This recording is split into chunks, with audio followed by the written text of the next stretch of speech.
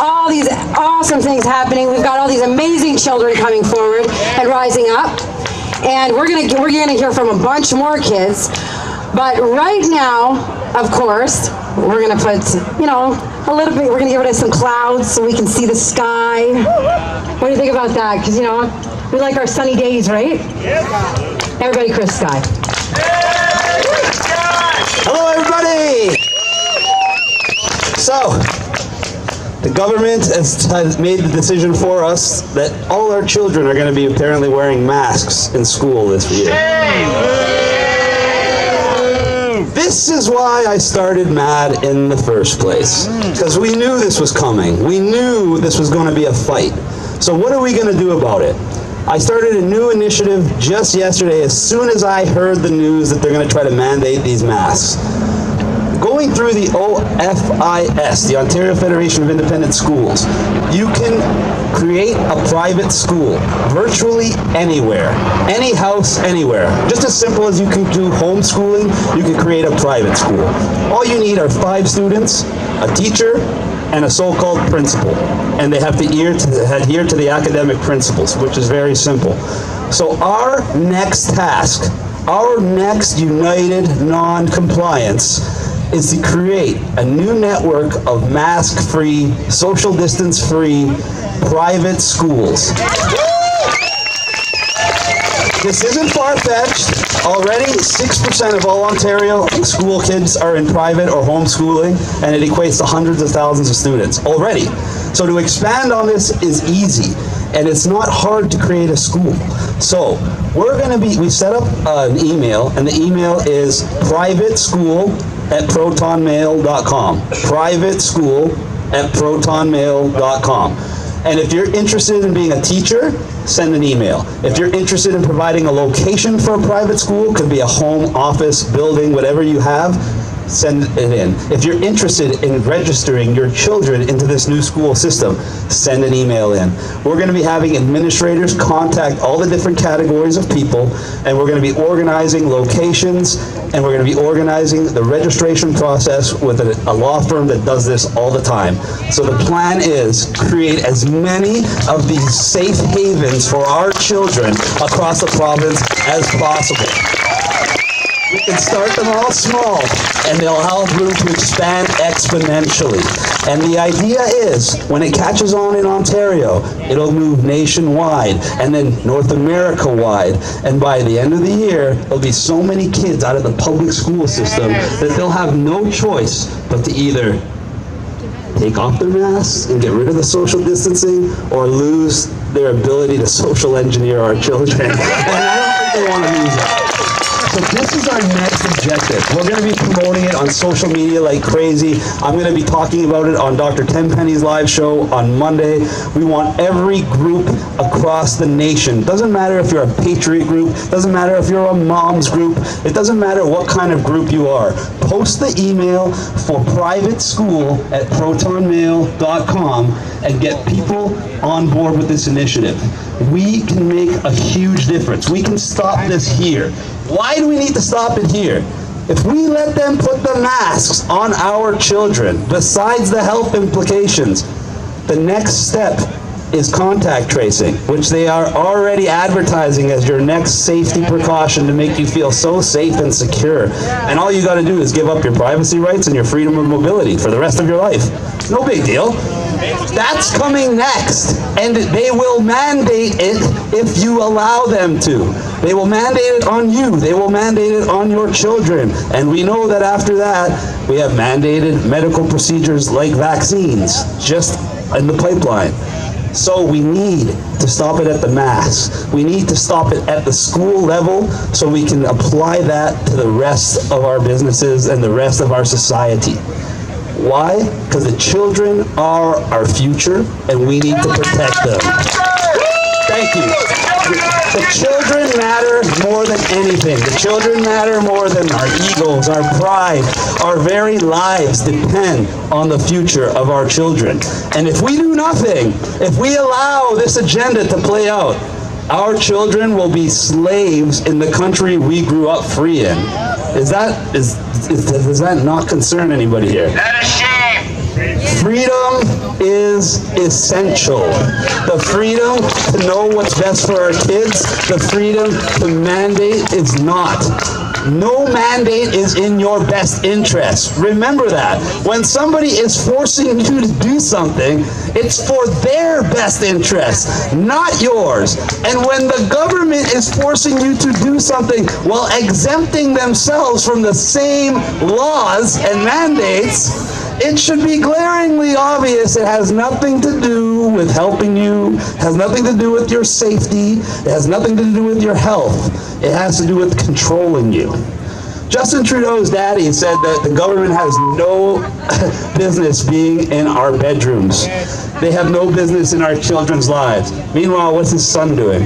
His son is totally taking over, taking all your freedoms, taking all your rights, taking away your parental responsibilities and the ability to make decisions for your family. This is the fundamental of society. This is why we need to get mad. When you're mad, you see clearly, you act clearly, you cannot be controlled. So we have to get up, we have to get mad. We have less than a month to get these schools registered. So I want everybody emailing all your friends and family members, calling them. And remember the email, privateschool@protonmail.com. And when you send a message, we will have one of our administrators contact you, whether you're a teacher, whether you're giving a location, or whether you want to register your children. We're going to be organized, and we're going to be moving very, very quickly on this. We need to. The other initiative with public health, I sent the email as I promised. I posted it live on social media. I called them out for the hypocrisy. I called them out for not being about our public health, because if they were about our public health, they'd be making a public statement telling businesses to honor medical exemptions. They still have not done this. We still have, every day, I literally have at least 5 to 10 people message me. And some of the messages are happy. Oh, I used the card and I got in and I felt so empowered. Or it goes the complete opposite way. And they find a business owner who kicked them out of their store who wouldn't honor the exemption.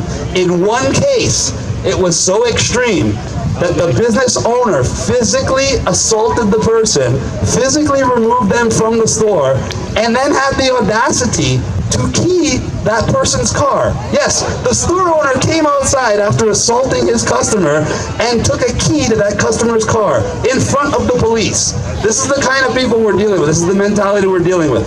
So, normally, I wouldn't want to make an example of small business owners seeing, with Back to Work, I'm helping small businesses. But when a business owner has a prior record of assault, already assaulted somebody of our group, and keyed their car, and has absolutely no respect for the rule of law, I have no problem making an example of them. So if public health hasn't responded, by next Friday by 12 p.m., we're going to meet at this guy's store. As many of us, it could be just me, I don't care. But I'm going there, and I'm going there with a human rights lawyer with me. And we're all going to walk in his store, and we're all going to claim our right of exemption.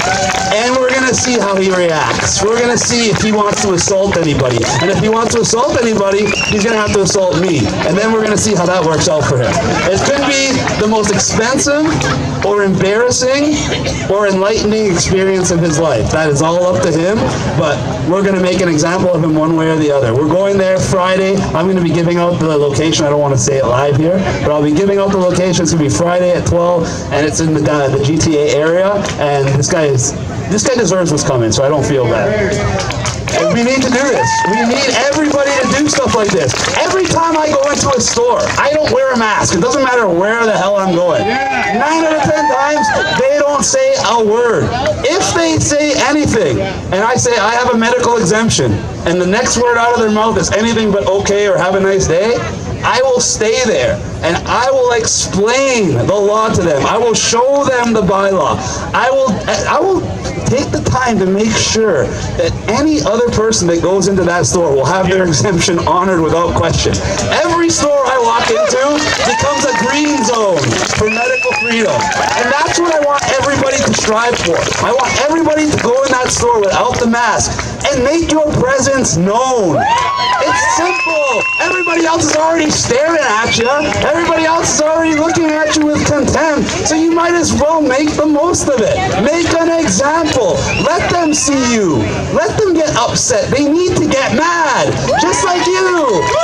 The mask wearers are all wearing masks because they're scared. They're scared of a virus because they watch too much TV, a few of them, or majority, especially the business owners, are scared of the government.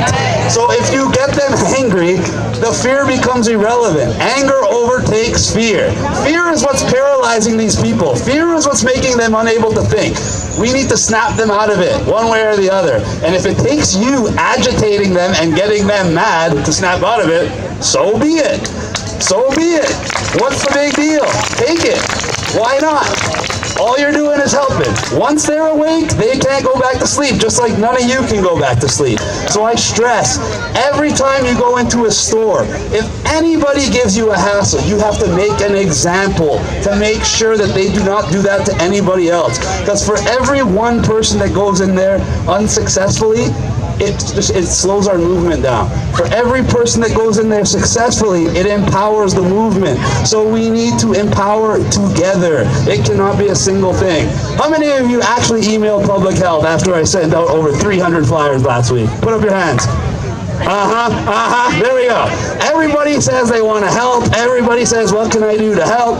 All you had to do is take a picture and send an email. 5 minutes of your time. Out of hundreds, I saw like 4 hands go up. Really? Guys, we need better engagement. We need better calls to action. We're doing all these initiatives that work, but they only work if people participate. If you don't believe in them, you shouldn't be here. But if you do believe in them, you have to do your part. It's not enough just to show up anymore. Showing up was phase 1. We're way past that. We were on the defensive with back to work. Now we're on the offensive. But if we have soldiers that aren't doing their job, the offense is not going to be as successful as it should be. If every single one of you actually emailed public health by the time this day was done, you don't think that it would have an absolute dramatic effect? Of course it would. But it takes you actually taking the initiative, just like we're taking the initiative to be up here, just like you took the initiative to come here. It took you longer to get in your car and drive here than it would take you to send that email to public health. Literally, I gave you guys the phone number, I gave you guys the email, I even gave you guys a template of what to say. So, we're laying out the path. We have the initiatives, we have the talent, we have everything we need. All we need is for you guys to do your part. Is that asking too much? No. I don't think so. Do you believe freedom is essential? Yeah. If you truly believe it, then you have to get more involved. This is crunch time, people. They turned up the heat. They're pushing hard. And we can't just stand there. We got to push back, and that's what we're doing. So we created these initiatives to give you guys the tools to be able to not only fight back, but win. You guys want to win? Yes. You guys want a future for your children? Then stop standing around, get mad, and let's get going. Thank you, everybody. Chris Sky, everybody. And that's exactly what it's all about.